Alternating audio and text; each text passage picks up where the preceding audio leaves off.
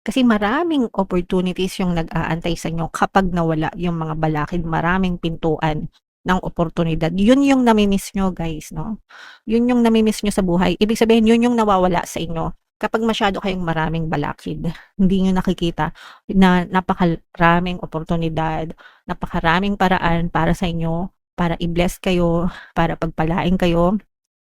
Doors to abundance guys ang nag-aantay sa inyo, pero dahil masyado kayong nega.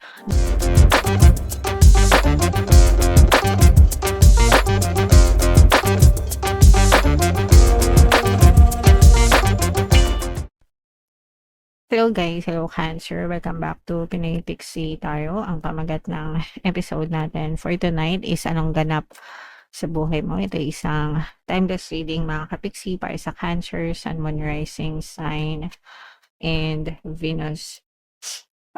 If hindi kayo ito ay timeless guys, no? So anytime na mapanood nyo yung video, pwede siyang mag-resonate sa inyo. If hindi kayo naka-resonate right now, pwede nyo siyang balikan next time, next year, next month, next week, kahit kailan. And by that time, pwede na mag-resonate sa inyo yung video. So, or yung message. So, ito yung mga angel messages. Napakaganda, guys. Ito, light and hope, no? So, dadating ang liwanag sa inyo, guys. Dadating ang bagong pag-asa sa buhay nyo. Kaya wag kayong mawalan ng pag-asa. Wag kayong susuko. Wag kayong mag-give up, guys. Fortitude, no? Fortitude, it's hope. It's never giving up. Kasama yan sa 7 heavenly virtues. So, habang may buhay, may pag-asa, habang kaya laban, no? Habang pwede, kayanin natin mga kapiksi. Gustong-gusto ko yung sinabi ni Fathers 2, ni Mark Wahlberg, no? Dun sa movie na Fathers 2. So, nasa Netflix yun dati guys. Hindi ko lang alam ngayon kung nasa Netflix pa. Pero yung story nun, dati siyang boxer yata, fighter siya, tapos naging pare siya kasi na-aksidente siya or something. Sabi niya doon, never give up on yourself. God has never given up on you. So don't you ever give up on yourself. Wag na wag kayong susuko guys kasi si universe, si God, hindi siya sumusuko sa'yo, pinaglalaban ka niya. So ikaw din, wag kang sumuko sa buhay. Laban lang, Cancer. Okay? Alright. And peace, kapayapaan, mga kapiksi, no? So, you will have a peace of mind. Basta umiwas kayo sa nega, guys, no? Kapag nag-iisip kasi kayo ng nega, mai-stress talaga kayo. And kapag lumayo-layo kayo sa nega, guys, and mag-focus lang kayo sa mga bagay na magpapakalma sa inyo, you will find it very easy to have peace in your heart. And syempre, guys, kailangan yung i-let go yung mga negative na emotions sa puso nyo, galit, anger, hatred, resentment, grudges, yung mga stress, mga worries, mga anxieties, mga reklamo sa buhay, guys, no? All of those negative emotions, you have to free yourself from it, mga kapiksi, para talagang magkaroon kayo ng peace of mind sa buhay nyo. Okay? Alright. So, comment down below, guys, if feeling nyo naka-resonate kayo dyan.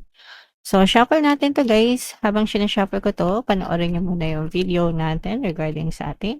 Paano mag-manifest ng abundance video course. Kapiksi, sawa ka na ba sa mga struggles at hirap sa buhay mo? Masipag ka ba at masikap sa buhay ngunit hindi ka pa rin umaasenso? Ilang beses ka na bang nag-attempt mag-negosyo at mag-invest pero palagi ka pa rin nalulugi? Sa pagkakataon na ito ay maaaring may subconscious beliefs ka na nagiging balakid sa iyong pag-unlad at pagyaman. Introducing, paano mag-manifest ng abundance video course.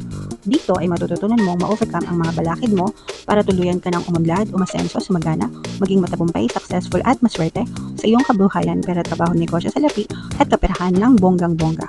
Dali, mag-send na ng email sa pinoypixie@gmail.com at simulan na ang iyong pagyaman ngayon. Alright, so sa lahat ng gusto mag-avail ng course guys, meron tayong paano mag-manifest ng abundance video course, paano mawala ang third party, at magkaroon ng harmonious na relationship, paano pabalikin si ex or vice breakups. Mga interesado guys, mag-send lang kayo ng email sa pinoypixie@gmail.com.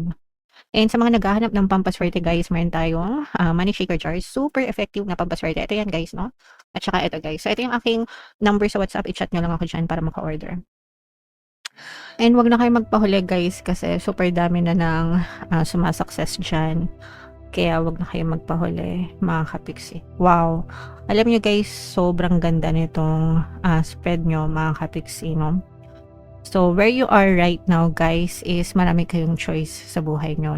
Marami kayong opportunities, and marami kayong choice. Choice nyo na sumagana, choice nyo na umandad at umasenso. Meron din kayong choice na magmukmok, meron kayong choice na maghirap, meron kayong choice na magbori sa buhay nyo. Lahat yun, nakadepende sa inyo. Lahat ng nangyayaring sitwasyon sa buhay nyo, sa inyo nakasalalay. Ikaw yung responsible dyan. Ikaw yung accountable, mga kapiksi. Once upon a time, nakita natin dito na for some of you, parang mailap yung mga opportunities, no?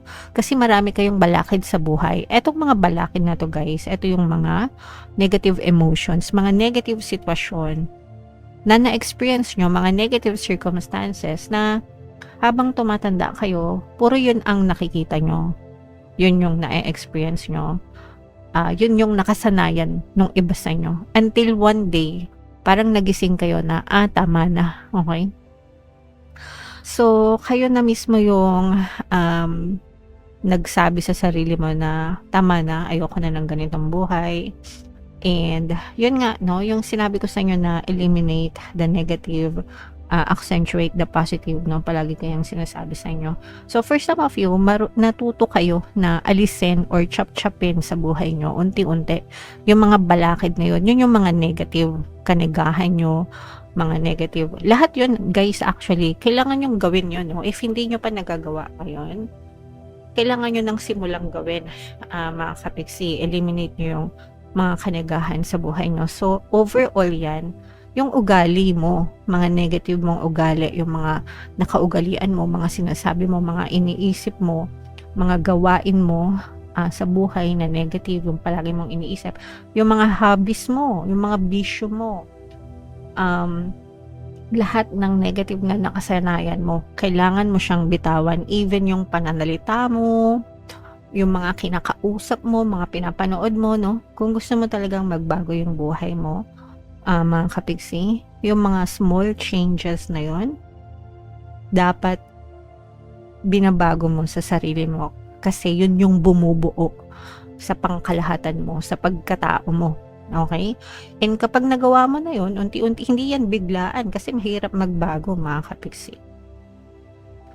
Lalo na kung, let's say, ilang taong ka na ngayon, 30 ka na, 40 ka na, since birth, ganun yung nakasanayan mo, di ba? Imagine 30 years, ganun ka, tas babaguhin mo. Hindi yan isang iglap na kinabukasan okay ka na agad. No, it's a process, and it's those atomic habits, no, na tinatawag. Kung nabasa nyo yung book na Atomic Habits, although hindi ko pa siya nababasa, pero yung title itself, Atomic Habits, pag sinabing atomic, maliliit, no? Maliliit na habits. Kahit hindi ko siya nabasa, alam ko na ibig sabihin niya kasi yun din yung ginawa ko sa buhay ko. Yung maliliit na habits na yun yung bumubuo sa pagkatao mo, sa buong ikaw. Parang ano lang yan, guys, 1,000, hindi mabubuo yung 1,000 kapag walang piso, di ba? So, yung maliliit na habits na yun, guys, no? Dapat binabago mo unti-unti. And yun yung nakita natin sa inyo, guys. Sa iba, nagawa na. Binabago nyo na or binago nyo na. Sa iba, nandun pa kayo sa proseso. Okay? And tuloy-tuloy nyo yan. Nasa tama yan. Kung hindi pa kayo nagsisimula, simulan nyo na ngayon. Kasi maraming opportunities yung nag-aantay sa inyo kapag nawala yung mga balakid. Maraming pintuan ng oportunidad. Yun yung namimiss nyo, guys, no? Yun yung namimiss nyo sa buhay. Ibig sabihin, yun yung nawawala sa inyo. Kapag masyado kayong maraming balakid, hindi nyo nakikita na napakaraming oportunidad, napakaraming paraan para sa inyo, para i-bless kayo, para pagpalain kayo. Doors to abundance, guys, ang nag-aantay sa inyo. Pero dahil masyado kayong nega, nakaharangan yung mga pintuan na yun, mga kapiksi. Okay? So, baguhin nyo lahat ng pwede nyong baguhin sa sarili nyo, mga kapiksi. and you will move forward to a much better place. May magandang nag-aantay sa inyo sa future nyo, mga kapiksino. May mga magagandang balita, may mga magagandang lugar na pupuntahan kayo, mga kapiksino, mga good news na nag-aantay sa inyo, guys, habang ine-explore nyo pa, no? Habang ine-explore nyo pa yung inyong buhay, mga kapiksi. This is why I like preaching and telling you to be positive always, guys, kasi yun lang talaga yung nakapagpabago sa buhay ko, mga kapiksi. Yeah, because life always reflects you. To you, life always reflects kung ano yung dominant energy mo, which is kung negative ka, negative yung buhay mo. Pero kung positive ka palagi, positive din yung ma-experience mo. Okay? And pwedeng magbago yung buhay nyo, hindi porket negative yung buhay mo habang buhay ka ng nega, no? Unless na talagang ayaw mo nang magpaka-positive and magpakalunod ka na lang sa nega. Okay? Alright. So, baguhin nyo yung buhay nyo, guys, kasi ang ganda ng nag-aantay sa inyo. Promise. So, kailangan magkaroon kayo ng disiplina na maging positibo sa buhay, Cancer. Alright? So, kapag nag-avail kayo nitong Money Shaker Jars, may kasama tong instruction, mga kapiksi, and doon ko kayo tuturuan kung paano nyo yan mapapagana and kung paano magmamanifest yung mga money intentions nyo. Okay? Alright. Ito naman ay love message, guys. Different paths, okay? You are not on the same page with the person you have in mind. The directions you want to move into are different. Pwedeng meron kayong mga partner ngayon, guys, pero magkaiba kayo ng mga pananaw sa buhay or magkaiba kayo ng direction na gustong tahakin. So, it's either magkaasundo kayo or you make it work kahit na may difference kayo. Merong ibang gano'n, no, na kahit magkaiba yung gusto nilang mangyari sa buhay nila, sa kanila, talagang nagtatagal sila, mga kapiksi. Pero merong iba na hindi talaga nagwo-work kahit anong gawin nila. Okay? Alright. So, yeah. Comment down below. Ito, guys, i-mind nyo na yan. Magandang future ahead of you. Mga magagandang balita in the future, guys. And comment down below if naka-resonate kayo, okay? For more tarot readings, ito yung playlist nyo. Ito naman yung ating success stories ng paano mag-manifest ng abundance video course. Panoorin nyo itong video natin, guys, about Money Shaker Jars. Thank you for liking, sharing, and subscribing. See you next time, guys. I love you all. Have a nice day. Bye-bye.